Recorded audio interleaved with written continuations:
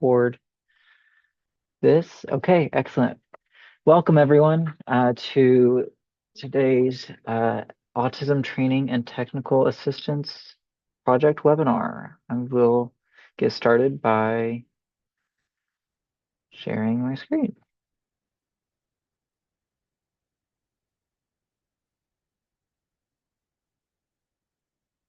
Once I get to it.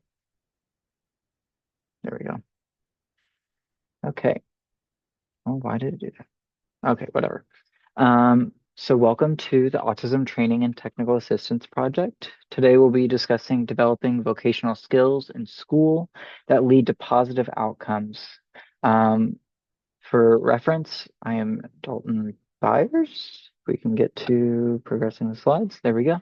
I'm the Educational Outreach and Research Specialist with the Illinois Center for Specialized Professional Supports, or ICSPS. And I'll be the moderator today, helping with technical assistance. If you have any issues with Zoom or what have you, as well as if you have questions for the presenters, feel free to drop those in chat and message me if you have any like questions. Oh my goodness, trying to get this. There we go.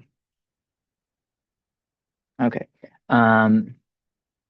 For reference, this is a Zoom meeting, so you will be able to have your video on, as some of you have, mute and unmute and things of that sort, which is great, but it is being recorded, so be mindful of that. If you have to step away or do other things, feel free to turn your camera off, or if there's any side conversations, feel free to remain muted. And for reference, the Autism Training and Technical Assistance Project presents resources that assist individuals with autism in their transition from secondary education to post-secondary or into employment. And so today we'll get to kind of talk a little bit about that overlap there.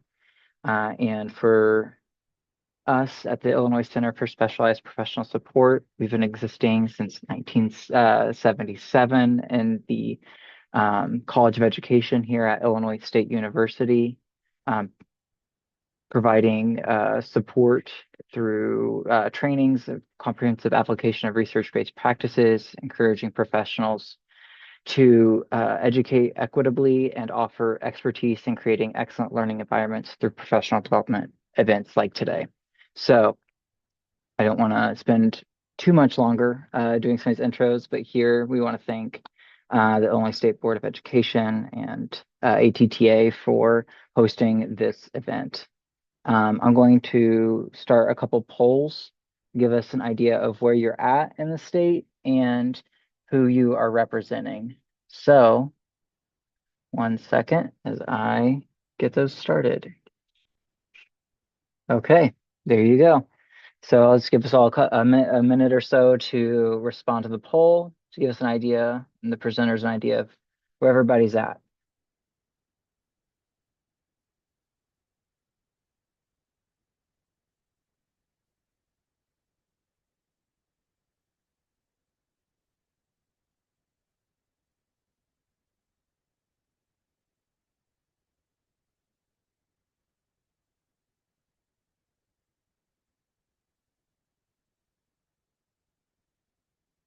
Looks like we have a lot from Chicago and Northern Illinois today, which is great.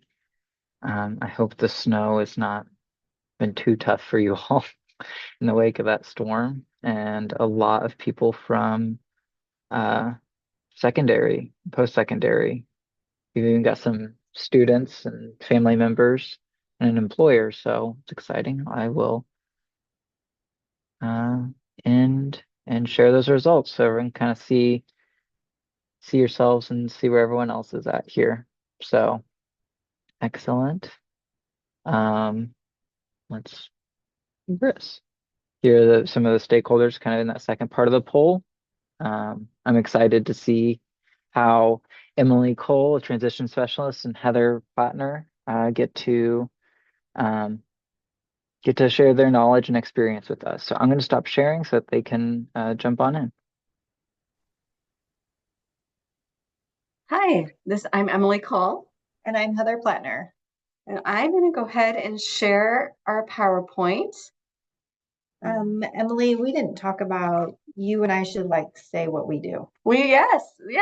So I am a transition specialist with the Regional Office of Education in Bloomington, Illinois.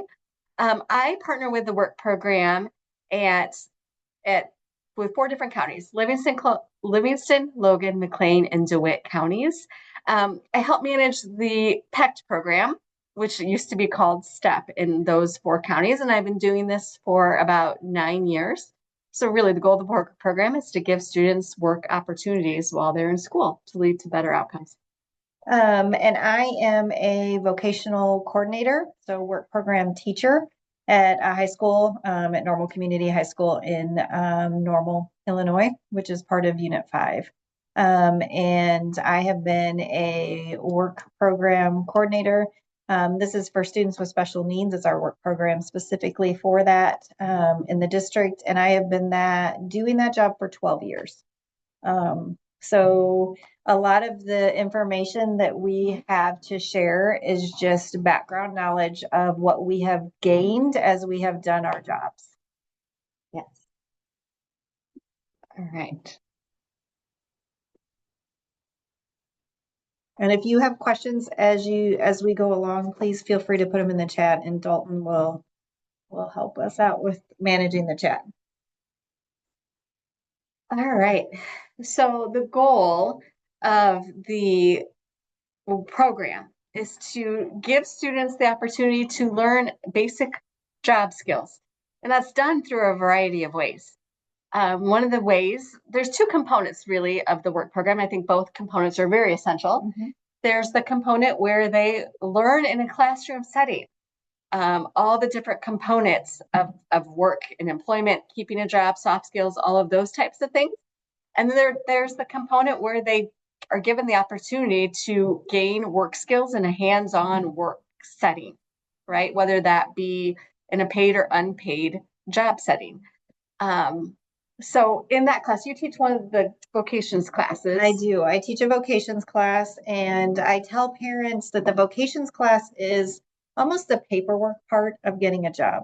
So we're teaching skills in there. Now, I will say it also depends on the level of students. So we have two, actually probably three levels of vocations class at the school I work at. So I teach the highest level that we offer. And we are teaching skills. We start the year with searching for a job, filling out job applications, writing a resume. We're getting ready to finish the semester with interview skills. And then second semester, it's how do we manage, once we start getting money, how do we manage that money? So we talk about banking, we talk about budgeting, we talk about paying your taxes.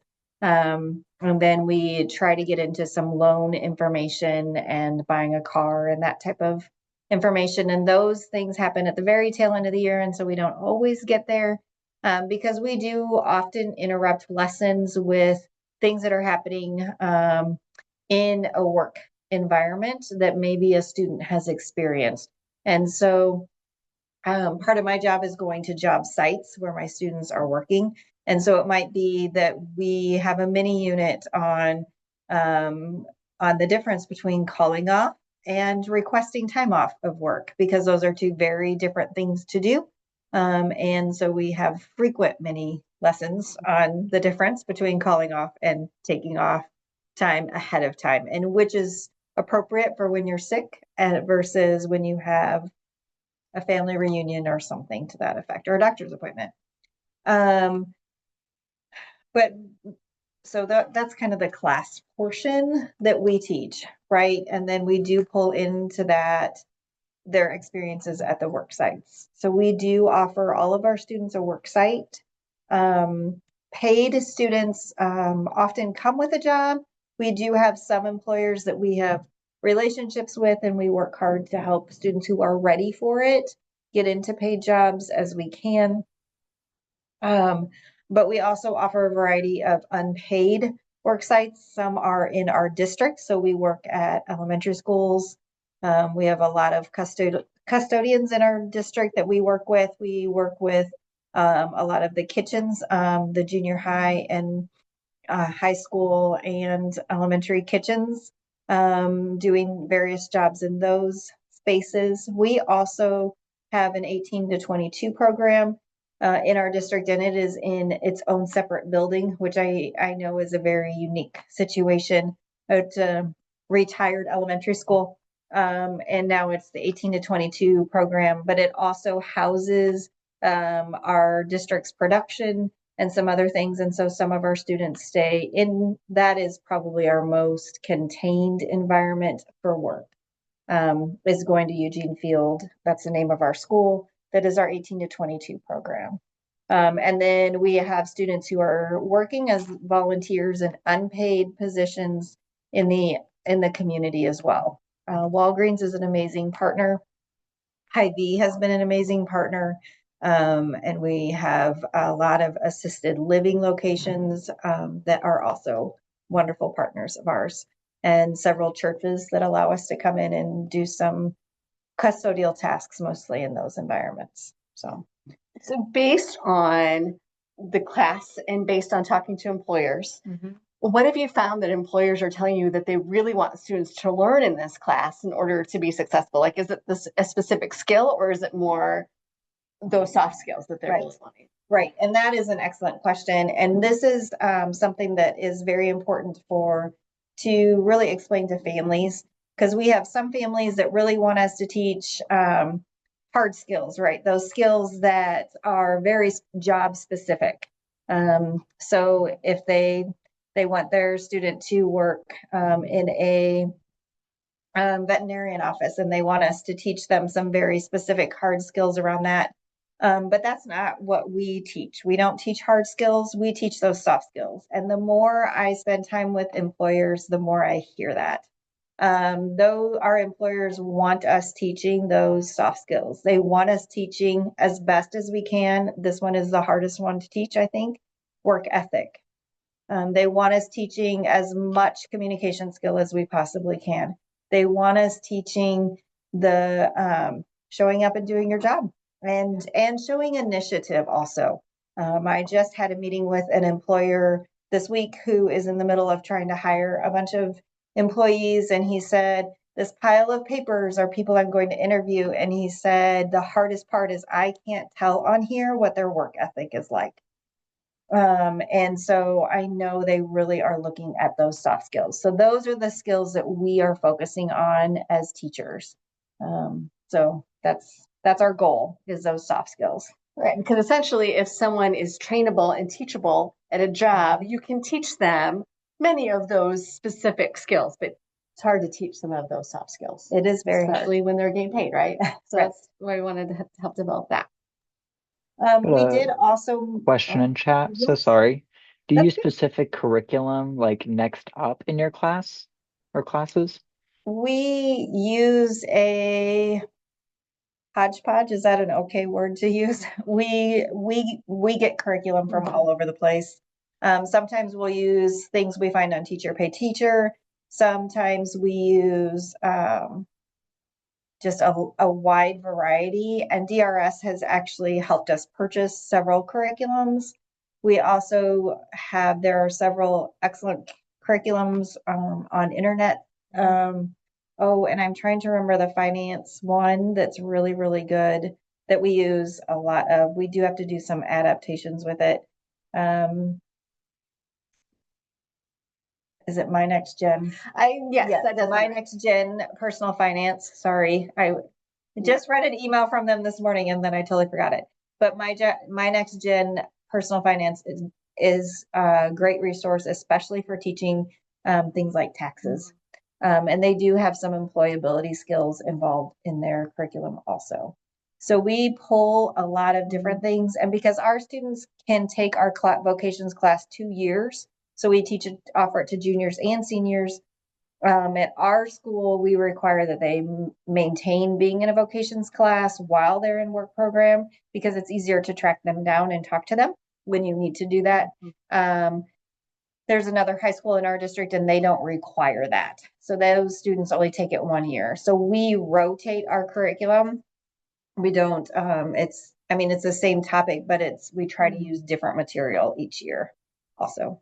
I will say at many of my schools, they use the Next Up curriculum, and I've had several teachers tell me that they very much like it. Okay. And And I that's have been a not good heard of resource. this. Mm-hmm. So yes, that is a curriculum I hear about quite a bit. And I know for many of my schools, it's been great. So Awesome. That's good. was there any other message, any other questions in the chat? That's all so far. Okay. All right. And then Emily, you and I, when we were talking about this and putting this together, we talked about helping students craft their career goals. And I really, that came from that place of, and as so many of us on this webinar are professionals and working with students, it's hearing that what a student wants to do. And then, so if a student says they want to be a veterinarian, but we realize as teachers that they are not taking the classes in high school because they are not prepared to take those classes that set them up to be a veterinarian. What's their goal in that? Is it that they want to work with animals? If that is the goal, there are other ways to do that. And so then let's really listen to our students. Let's really look at how can we help you get to that goal of working with animals, even if veterinarian is really not appropriate for us, for whatever reason that is. Right. So trying to tailor it to be what their interests are. Yes. Then maybe where they're at as far as academically and in many other ways. Correct. Yeah. All right. So part of the work program is obviously they're in some sort of work site. That's the whole goal, right? That they have that work site. So then it becomes a matter of what work site to put them at, right? Right. And some of it we can't put them in what they're interested in. No, I have no engineering positions. Right. And they're young. Usually they're still in high school, so we can't put them in a welding position. Correct. So I've had that happen before in school once they turned 18. I've had a student find a job in welding, but it's rare. It is rare. It's very rare. So we can't always match it completely to what they want Correct. to do. But I think the starting spot is finding out, okay, what are you really interested in? Because I think sometimes students will tell us that they want to do something because that's just what they've seen on TV. I've had lots of students tell me that. There was a long period of time where a lot of students told me that they wanted to go and be not police officer, forensics. They wanted to go into forensics, and I would ask them, I'm like, what has made you interested in that field? And I had several students tell me, well, I've watched it on TV. And I'm like, okay, well, being a real forensic may not be the same as what you're seeing on TV. But I think students don't always know all of what is available out there. And they don't, yet their world isn't such that they've been able to really see a full gamut of what opportunities could exist. So they might tell something they're interested in, but really if they knew what that entailed, they may not really be interested in it. Correct. Very, very true. Right. Right. Especially in careers like forensics, right? Sometimes then we get into things that we don't anticipate that are part of that job. Right. So we do. So sorry. Catherine has a question about, is anyone using virtual reality for students to expose them to careers they may not That's otherwise an be Emily able? question. Okay. Emily does have some VR that you are using. I have not used it, so I'll let you handle that one. So last year here at the ROE, we purchased 3 computers specifically for VR, and the headsets we are using it's called Career Labs. It's actually a Canadian company, right? And they have over 20 different job simulations. So welding, pipe fitter, HVAC, nursing, there's a whole list, right? Farming, a whole list. So last year this has been trial and error. There's been some challenges we've faced with it. So the first year we did some training, but we weren't able to do a lot. Some training with the school. We would then hand them the computer and all the equipment and say, go for it, right? But there was so much difficulty with the technology that I only had one school that was really successful with that model, right? So then we decided, Ryan and I, my coworker, we were like, okay, we need to figure out something else with this. So now we keep the computers in house. And then we go, once the schools have requested us to come, we go to the school and we do the VR sessions with the school because then there isn't that training piece with the teachers, right? We bring all the things and then we talk to the students, okay, what job are you interested in? And then they were able to use the VR thing and do the job. What we've also found is that some of our students with a little bit of higher needs struggled with it. They struggled with the headset, they struggled with maneuvering the device to be able to play it, and it was just difficult. So now we have purchased a few games that are not VR, but they use a different controller. And we purchased one for grocery store, working in a grocery store and fast food. So this last week we were at a school and we used the VR, and then some of our students with higher needs came in and wanted to try it. And one of them used the headset and actually did great. So that was really, he loved it. Oh, He did heavy equipment operator. He loved it. And then one of the young ladies, she didn't want to use the headset, so she used the hand control. And I was so impressed. She needed a little bit of support, but she did a great job. She was flipping burgers, she was putting them on patties. So it's been a fun tool that we've had. We still continue to feel like, okay, how do we improve it? How do we make this better? Because sometimes there's still some technology glitches. This last time it was beautiful. We had a great session with the students. There was really no glitches, but the IT department at that school was amazing. okay. They were there, they came up to make sure that we had everything we needed and that everything ran smoothly. So it is a tool in our arsenal. And I think it is a good tool, especially for some of those smaller schools where they may not be able to have access to some of those classes, to be able to really kind of experience, is this something I might be interested in? Or is it something that doesn't appeal to me? So, Well, in some of the schools that you are at, where being able to take a field trip with one or two students, it would mean all day travel. yeah, Right. yes. To be able to be exposed to certain careers. And so this offers an opportunity that they just don't have. Yeah, Mhm. exactly. We did Could you not, sorry, go ahead. go ahead? No, you finish. There is a VR thing that is with the Canadian company we went with, it is not embedded in the headset. So we have to pull it up on the computer and then connect it to the computer. So we have to have a cord. You can do it wirelessly, but we've not found that worked well. I know that there's a company where it's embedded in the headset, and that probably may run smoother, but it was a lot more expensive. Yeah. Could you repeat the name of the like softwares and someone's Yeah, asking for the name of the games or it's this? it it's called Career Labs. Okay, But excellent. it is, like I said, Canadian company. But if you Google Career Labs, it will come up. Excellent. Thank you. Yeah. Did you, when you were purchasing equipment, was there any specific equipment that you felt like was better? Yes. And they gave us the specific equipment that we needed to purchase as far as the specific computer and the hardware that needed to be on that computer. So, yes. Okay. Yeah, and And that grocery store game is a part of like goes with Career Labs specifically or no, not? that Oh, was separate. So this year we bought a few games that are from Steam and mhm. then Meta, I believe.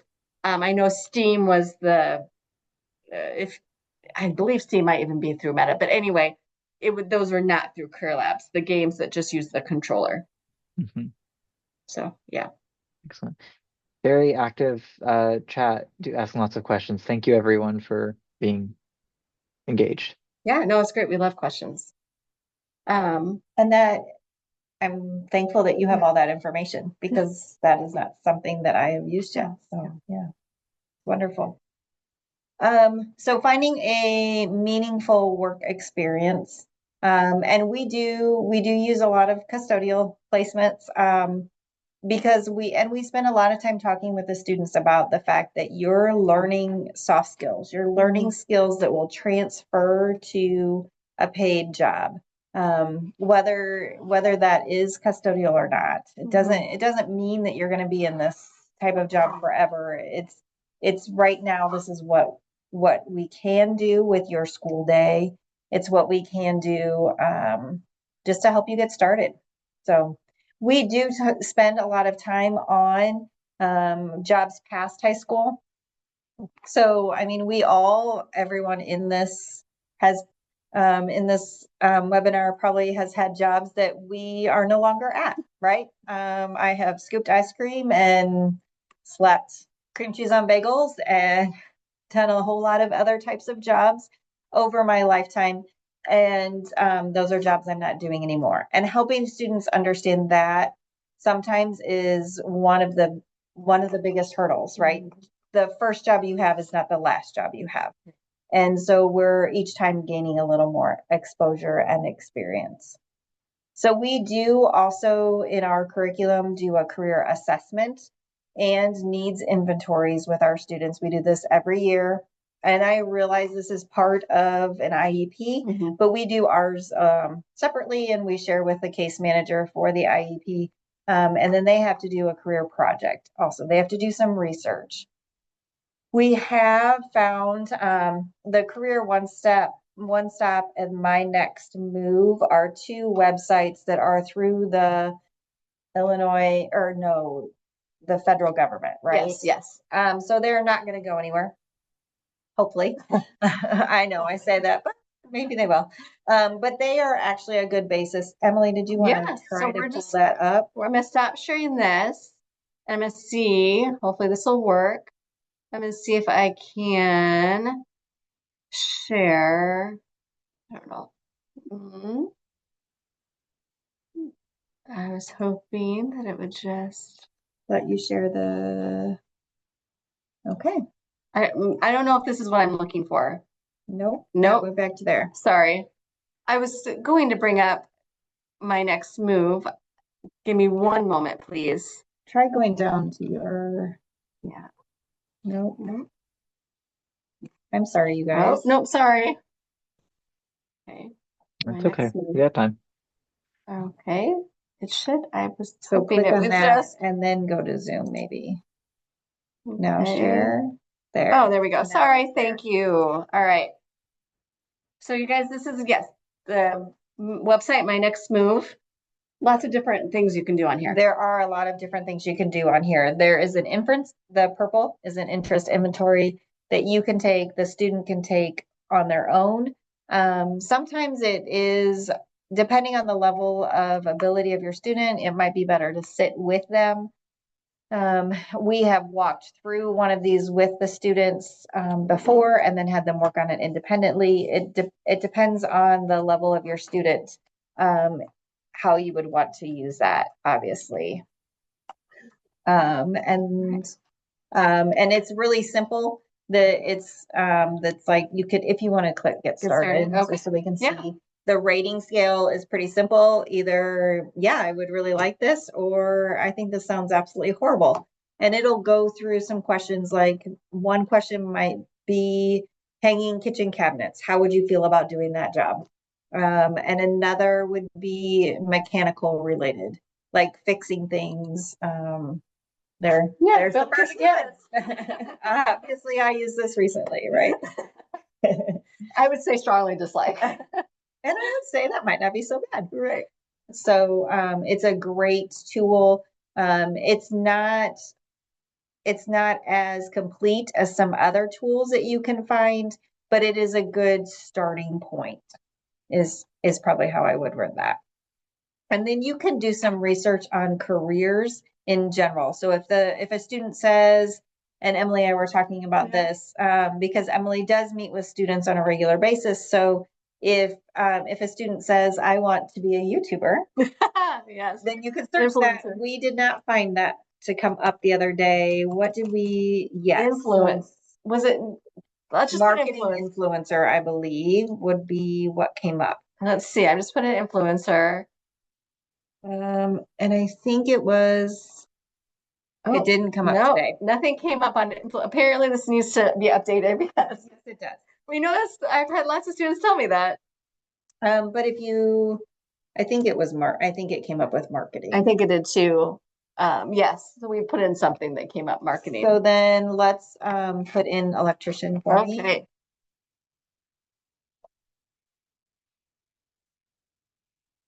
So then you would pick your electrician or the type of electrician, and it just goes through a lot of the basic skills. So this first page is a highlight. So it's a broad overview of the types of skills and knowledge and abilities that a student has to have to begin with. And then if you scroll a little further, some things about their personality, always the job outlook is on here. And then Emily, will you keep going? Yeah. So then in the education section, it goes through, if you are really interested in this, you can find apprenticeship programs close to you.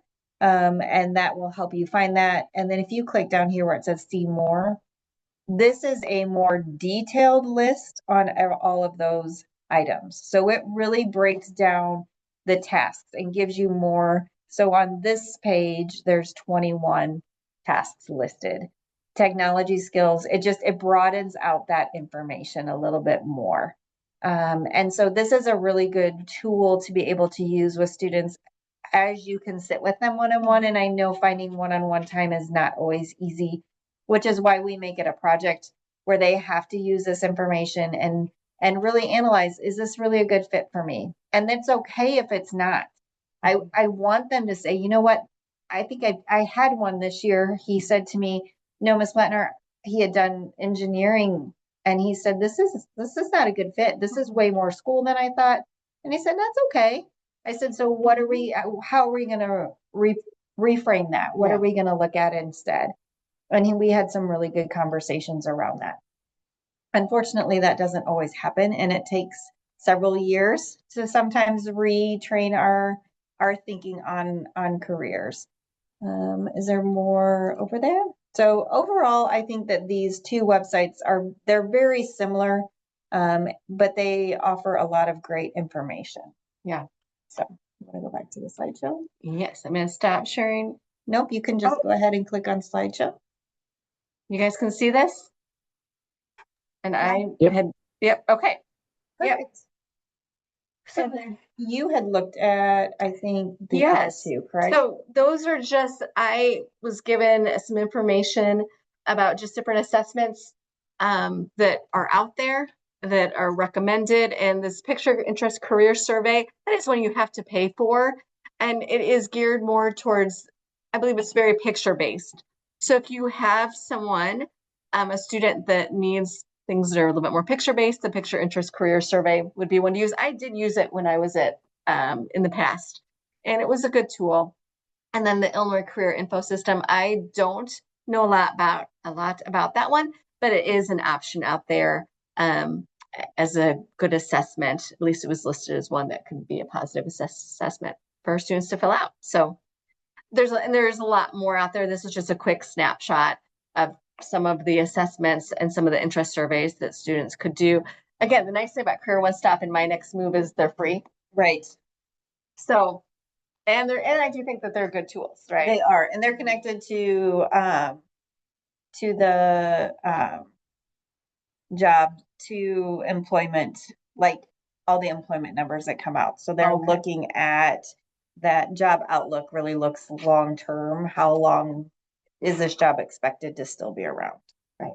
Yeah. So and then we talked a little bit, I think, when we were planning on this about worksite choice. Mm-hmm. And worksite choice, like allowing students to help in that choice. We can do that some, but in our district, our work at the school I teach at, we have 70 students. Yeah. The other high school has 45 students, and our 18 to 22 program, I don't even know how many. About 60. About 60. Mm-hmm. So sometimes we have some choice, and sometimes we don't have much choice on where we can put a student. And then some of that is also the observing community behaviors. So if you have students that take class outings, because that is needed for their personal development through their IEP, that is a good way to see how are they doing in the community. Do we really need to start with keeping you maybe in a school before we send you out into the community, just based on how you do when you're out and about? And we just want to share a few stories of kind of how this has fleshed out, right? Um, I had a student at a rural school. He was a young man with autism, and he told us that he really wanted to work at a library. And quite honestly, we all felt like that actually might be a good fit for him. But sometimes it's really hard to get a job at a library, especially in his community, because it's a really small community. And we're like, oh, we're not sure if there's going to be ever be a job opening at the library. But he started out and went to the elementary school library and started there just as work experience. So unpaid, just getting a feel for what the library was like. And he loved it. He did very well. And then the library, the public library, which at that school was right next to the school, like not even a block away, we were able to get him some work experience at the library. And again, he did great there. And they did. Now, this does not always happen. There's no guarantee that this is going to happen. But for this young man, they did end up hiring him. And he loves it. He's thriving there. He works about 2.5, 3 hours every day. And he just gets excited about work. And I've been able to observe him a few times at work. It's been helpful because it's so close to the school. So I go in and I just check in on him and see how things are doing. He's so excited to show me everything that he is doing. And he's completely independent. It took a little bit to get there, but he's doing fantastic. So he is kind of just our great success story of how he kind of was able to communicate to us what he wanted to do. Again, for him, it was really realistic. Right. And we were able to take steps to eventually get there. It didn't happen right away. Right. He wasn't able to immediately get a job there, but through a couple years process, he's now working there and he's going to exit at the end of this school year and he's going to be able to keep that job. So that's been fun to see. And then I had a student 2 years ago who was placed at a assisted living location. And her job there was in the kitchen, helping with dishes, resetting the dining room from lunch to be ready for dinner. And the kitchen manager came to me at one of my visits and he said, I would like to offer her a job because she's doing so well here. And the residents love her and she loves the residents. And so then that bloomed into a paid position. She has finished high school and she is still working there. So it's absolutely a wonderful job for her. We did want to share a story where maybe the first job isn't the right fit because you can't, especially when you're working with students with autism or students with an IEP, you just don't know all the ins and outs of that student until you try things. And we don't know what's going to happen when we put them in the community. Sometimes we see behaviors we never would have seen before. And I have a young lady. She's a senior this year. Her first work site was at a Walgreens. She does have some OCD, OCDC, or oh my goodness. Yep. Anyway, obsessive compulsive. Yes. Tendencies, and she really struggled with the fact that the Oreo packages had to be stacked on top of each other and they couldn't be one high for the entire row. And it really came to blows, and she really came to blows with the job coach. And so we needed to make a very quick change on that job site for her. So we moved her in-house. She's been working at our color production. So she's running the copy machine. I was there yesterday and she looked at me and she said, I did an entire project over 2 days all by myself. No job coaches were even in the same room I was in. So she took an order, she filled the order, she packaged the order to be shipped out to the teacher in the district where it goes. So she did all of that on her own, and she knows that next semester she will be no longer allowed to be in our safe space of color production, and she is actually going to move to a library where she can be as organized as she wants to be with alphabetizing things. But we didn't expect that. And when I was talking to a couple of teachers who'd had her at the school, they were surprised that the first job was not a good fit for her because of how she manages herself at school and school is very expected environment versus putting her into the community where there are a lot of unexpected possibilities. And at Walgreens, there is always that unexpected of customers, as well as working with a job coach, which was a new situation for her. She didn't have a one-on-one. So we just have to be aware of our students and know that the first job is not necessarily going to be the best fit. And we just need to keep trying and be willing to make changes in mid semester. Right. Yeah, there's lots of different students where we have seen it just take a while to get to the right fit. We have a young man who is also getting ready to exit and tried lots of different job placements. And it wasn't that he was doing badly, it just maybe wasn't quite the right fit. He's a young man with autism. And we really enjoy this young man, but he's rather Eeyore-ish about work. You talk to him about it, and I think it's because it's new and unexpected, right? And so it causes him some anxiety, but he actually does fine when he's there. And we finally were able to find a spot that's been really good for him. He is working he just got a paid job. It's expected hours. They were able to give him the same hours. He really does the same job tasks every time he is at work. And it's been great. He enjoys it as much as he's going to tell us he enjoys it, right? He's never going to be overly emotional, but he does enjoy it. In fact, I asked him recently, I said, because it's part-time, I said, oh, would you like some help getting another part-time job on top of it? He said, no, he wants to stay there. He wants to be in this job that he now knows and feels comfortable being at. So I think that comfort part is a huge piece, especially for some of our students with autism. Right. Knowing Definitely. what to expect. Definitely. So, yeah. And it's very exciting that he has a job. Yes, it is. We're very excited about that. So then how do we help them? How do we help them be successful at work? Because some of them need tools, right? Right. Yes, they do. So there are many ways. There's low tech and high tech ways to provide support for students. I see low tech as a good option because some of our students really struggle with the distractibility of having a schedule on their phone or a different device, because then they can get in and play music and see other things. So we do a lot of picture schedules or word schedules. Sometimes a schedule is like a card. I should have brought some, I'm sorry. Maybe it's cards that we're flipping through. So there's one picture and they're on a ring. So maybe it's one picture of this is the job we do first.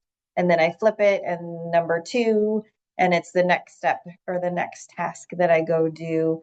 And they can wear them around a lanyard or on their pants. I've done that.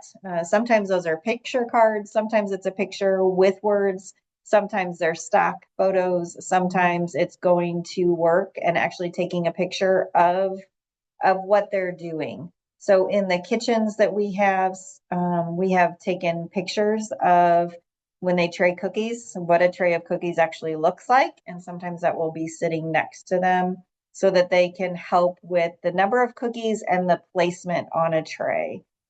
There we had a student, and this has been, Emily, before your time, where she loved being in the kitchen, but she really struggled with the placement of the cookies on the tray. Because if you put them too close together, then they merge together and they have to be separated. And so we actually made a template. So we took parchment paper and we cut out the circles on where the cookies went. So she would lay the sheet down on her cookie tray, and then she would fill the cookies in the holes and then lift that up and put the tray on the cart and move on to the next tray. So it allowed her to be independent, even though she visually could not get the spacing right without that template, but with the template, she did wonderfully. So that's another way to do low tech options. Sometimes it's a checklist on a clipboard with a dry erase marker, and they just check off what they do. I have had sometimes a schedule where I actually have the students initial that they're doing, signing off that they have done that task. And it is not dry erase because I want to know that they have signed off every single day that they did the job. And then they have to report back to me with that schedule at the end of the week. Sometimes there's little rewards for that if that is what the student needs.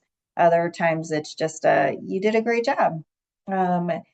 My coworker that I have right now, she has a young man who is in a kitchen and was really struggling with the process of making sure he had his shoes, because we all know it has to be no slip shoes, and his work shirt, because it has to be a clean work shirt every single day, showing up to school every single day, communicating with the employer if he wasn't going to be at the kitchen, and was really on the last straw of being able to keep that job. And this is a volunteer job, but the kitchen manager was about ready to fire him.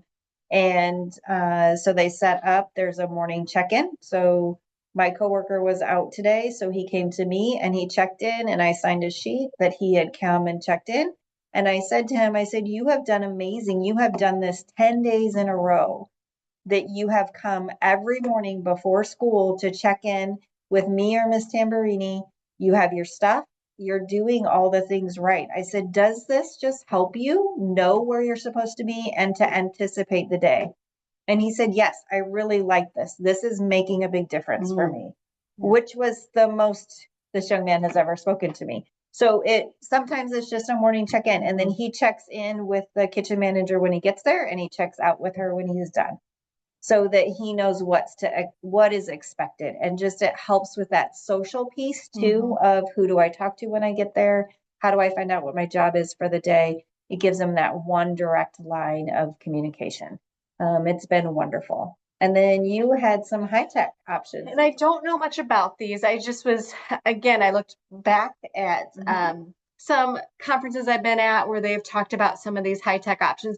I will be honest, I don't think at any of my schools they really use these high-tech. Really, most of the time it is these low-tech options. It's the checklist. It's those types of things that they're using to help students be successful and to gain independence. But I think some of these could be worth looking into. The first then visual schedule, I looked at it and I could see where it might be beneficial to some students. It might take the right student, right, who isn't going to be distracted by all the other things on their phone. But then there was a visual schedule planner, and that I had to, on my app store, I had to get Good Karma. I had to go to Good Karma, and then I found the visual schedule planner. So when I went to my app store and I just looked for visual schedule planner, I couldn't find it. I had to go to Good Karma. And then Work Autonomy is another app. It looks very nice. I could see, and it looks like it's developed kind of specifically for individuals with autism to help them be successful at work, but it is expensive. And yes, that's the one that was $150. Yes, it's not cheap. So I've never known anyone to personally trial it. But for those of you who might have money through DRS, who might have a PECT program or something like that, you could use money to buy some type of to purchase an app if you feel like that would be help your student be successful at work. So there's different things you can do with that. But like I said, I really think all my schools, they use mostly the low tech. So, but many of my schools also use job coaches, right? So we're going to talk a little bit about what role that job coach specifically plays. I know that some of my schools that finding job coaches has been an issue. So we recognize that that can be problematic. But a good job coach, I really think makes the difference sometimes as to if students can be successful or not. It really does. The right job coach, and if it's the right fit. And sometimes, I mentioned earlier, sometimes we need to make a job site change. Sometimes we need to make a job coach change. And it's just more about remembering that as a teacher, I'm not the best fit for every one of my students. So then it sometimes is reminding my job coaches that I'm not the best fit for all of my students, and you may not be the best fit for all of my students. And that's okay, right? Because we all have different strengths. and we all have different things that we're not good at it, and it's recognizing that, and knowing when, okay, I need to be done and I need somebody else to help this student grow to be the best person they can be and the most independent, most functioning in the community person that we want, right? That's what our goal is for our young students as they become adults. So our roles for our job coach and what we really want for them is to model the tasks, but not do the tasks Yes. for them. And we have that situation right now with a young lady who has autism, and the job coach for a month did way too much work, and then has tried to back herself out of that, and it's causing some problems. And it's been difficult for her student to understand that this is your job. It's not your job and your job coach's job. That the task that you are given is for you. The job coach, she's brand new to the world of job coaching, and so she didn't understand that she had overmodeled, I think would be the best way to say that. Real quick, I once was observing a student on a job site. This was actually several years ago now. But they were vacuuming the floor. They were vacuuming the floor. And the job coach explained to me that she vacuums half the floor and then he vacuums half the floor. And I was like, oh, that's not actually what should be happening here. Right? You are not to do the job for them. But it came from a heart of, I want to help. And I think she didn't want to be bored. Right. I think that was part of the issue. And I understand that. Yeah. I do not make a good job coach there because I do get bored easily. Yeah. So then we really want to focus on redirection, and then helping them transition. And that's one of the biggest things for our job coaches, right? Is that transition from task to task. We do want to train our job coaches on how to frustrate our students, especially our students with autism.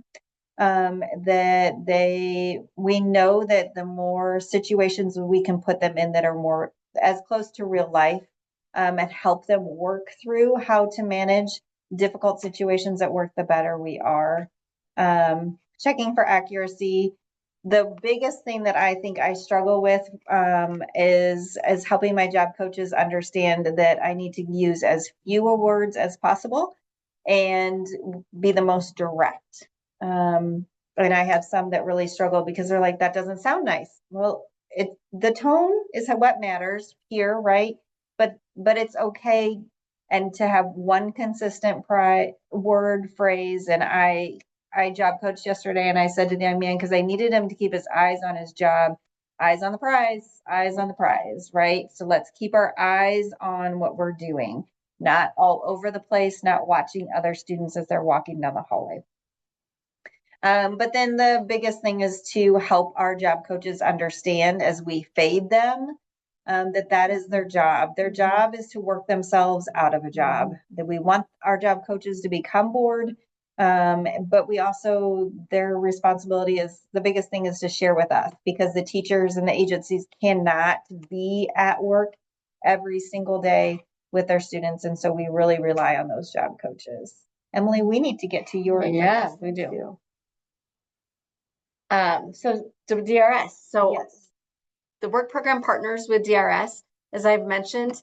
We have the PECT program in all 4 of the counties, and DRS is the agency that sponsors that PECT program. They provide the funding for that, and so all the students get that case open with DRS, right? So after a student graduates or exits from school, DRS can continue to provide that support. But this is where I want to encourage all of you, right? What you are doing in the high school is so important. And one of the reasons it's so important is because some of our families, some of our students aren't going to reach out for that help. It's there, but DRS, in fact, we just heard that DRS tell a student that today, they're not really going to chase them. They're going to maybe try calling them once or twice, but then they need to move on to somebody else who is responding and who is telling them that they do want and need that help. So if we could give students good foundational skills with work, and if we can even maybe help them, ideally, in an ideal world, get that paid job, they perhaps can keep that job even after they graduate. So even if they don't reach out to DRS, even if they don't respond to DRS, at least they have something meaningful that they are doing. And so I really find what we're doing in the high schools to help students with work is extremely critical to the future success of our students. And also with DRS, they can provide support with employment. They can provide a job coach. They partner with community rehab providers, what they call CRPs. They can continue to provide that job coaching support. And many students who have very supportive families, they will absolutely follow through with that support with DRS. DRS will partner with those CRPs to provide that continued support. But that support through DRS is time limited. So that job coaching support isn't going to last continuously for many years. And I don't know what the current time frame is right now. It changes. I believe it's, well, I'm hesitant to even give you a time frame, but it's for a few years that they will provide that job coaching support. But the more, what I'm trying to say is the more skills we can give students, the more ready they might be to go into a job and then receive job coaching supports for a limited period of time because we've already been working on those skills while they're in school. So, what you guys are doing is amazingly important to the future success of the students.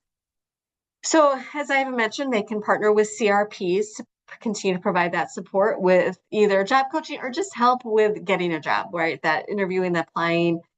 And students can contact DRS even if they didn't have a case open while they were in high school. And DRS, they can contact DRS at any point in time. So they may not need help right after they graduate from high school. They might be doing fine, which is great. They can then contact DRS whenever they need help. So we try to communicate that to the students. That if they need help 2 years down the road, they can contact DRS. If they lose their job, if something happens, DRS can always be there as a resource. And they are doing great work with helping individuals with disabilities find employment. So for some of our students who are going on to college, they might be able to provide some financial support for college. There's just different documents that students need to turn into DRS in order for them to determine if they can pay for schooling. But that is an option for some of our students as well. And for some areas of the state, they might even be able to provide some support with other sorts of training. It's no longer just community college. There's other training programs that they can perhaps sponsor. So if you have any questions on that, let me know. That's our, And then this is our contact information. Yes. So any other questions? We're down to the last couple minutes. Any questions? Feel free to unmute and speak up or drop something in the chat and I can read it out for you. Faith says thank you. Excellent. Thank you for all that you are doing in your schools to help your students become adults and the best adults they can be functioning in our adult life. Yeah. Thank you so much, Emily and Heather. I found this to be a really engaging presentation. I was challenged by some of those comments about like being comfortable being bored by letting letting the students do their job. Like that I think is probably a probably pretty challenging aspect of that role. So I just thought that was really a good lesson to be learned. So It is. I was just at a job site today, and the job coach is like, I get so bored standing here. And I said, yes, you do, but that's your job. She's like, I know. So she was taking the plastic off the boxes because she's like, I need to do something. She can break them down and put them in the recycle bin, but I'm going to take the plastic off. Well, is this webinar available for professional development hours? Liam, I will take your name down and reach out to you if that's true or not. I'm not actually sure. I know that this recording will be available on the ATTA webinar page at the ATTA website, as well as you all be getting an email about post session survey and the resources. So if CPDUs are available, I'll be sure to send information out about that there. Excellent. All right. Well, thank you all so much. Thank you, presenters, for offering your insights and your experience. And I appreciate everyone who is very engaged during this. So have a good evening. Thank Good night. you. Thank you. Bye. Bye.